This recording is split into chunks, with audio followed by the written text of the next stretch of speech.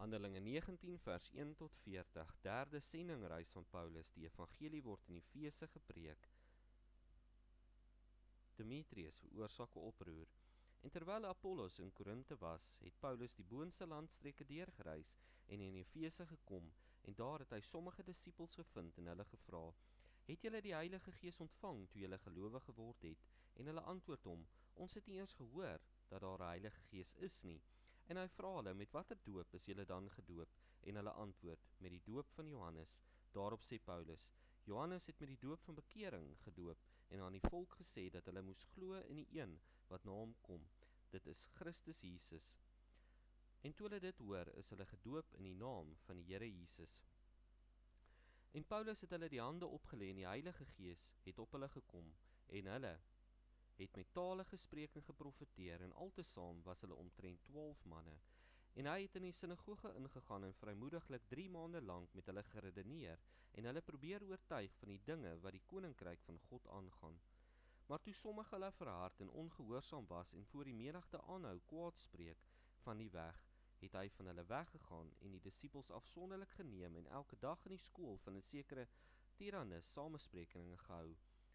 En dit het 2 jaar lank geduur, sodat al die inwoners van Asië die woord van die Here Jesus gehoor het, Jode sowel as Grieke. En God het buitengewone kragte deur die hande van Paulus gedoen, sodat selfs wanneer doeke of voorskote wat aan sy ly was, op die siekes gelê is, die siektes van hulle gewyk en die bose geeste van hulle uitgegaan het.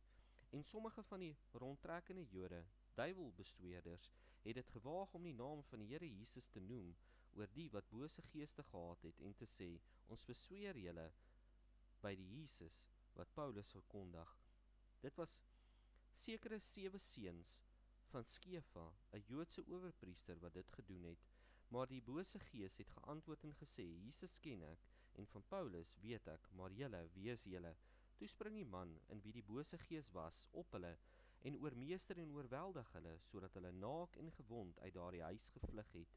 En dit het bekend geword aan al die Jode en Grieke wat in Efese woon, en vrees het op hulle almal geval, en die naam van die Here Jesus is groot gemaak, en baie van die wat gelowig geword het belydenis kom doen en hulle dade bekend gemaak, en verskeie van die wat met towery omgegaan het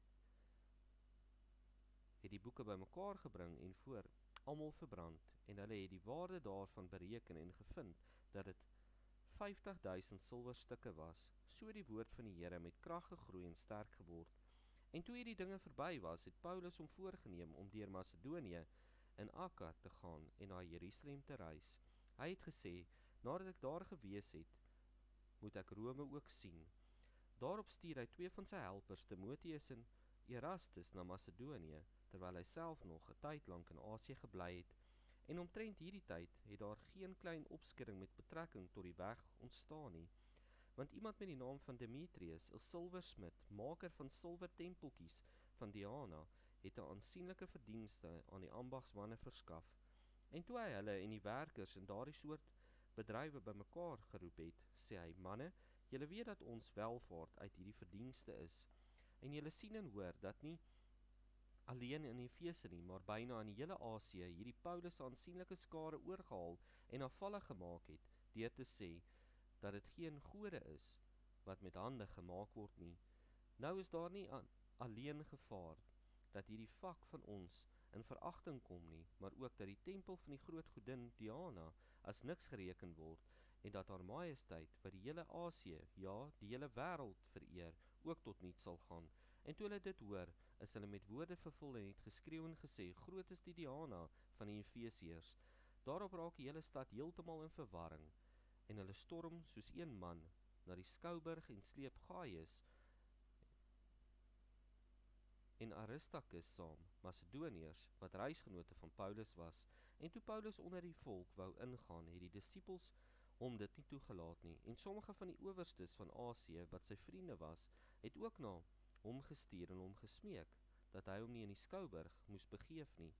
Hulle het dan aangehou skreeu, sommige dit en ander dat, want die vergadering was in die war, en die meeste het nie geweet waaroor hulle bymekaar gekom het nie. En hulle het Alexander uit die skare vorentoe laat kom, omdat die Jode hom vorentoe gestoot het, en Alexander het met die hand gewink en wou hom by die volk verdedig, maar toe hulle verstaan dat hy 'n Jood is, gaan daar een geroep van almal op, terwyl hulle omtrent 2 uur lank skreeu, groot is die Diana van die Efesiërs. Maar die stadsklerk het die skare tot bedaring gebring en gesê, Efesiërs, watter mense is daar tog, wat nie weet dat die stad van die Efesiërs die tempelbewaarder is van die groot godin Diana en van die beeld wat uit die hemel geval het nie.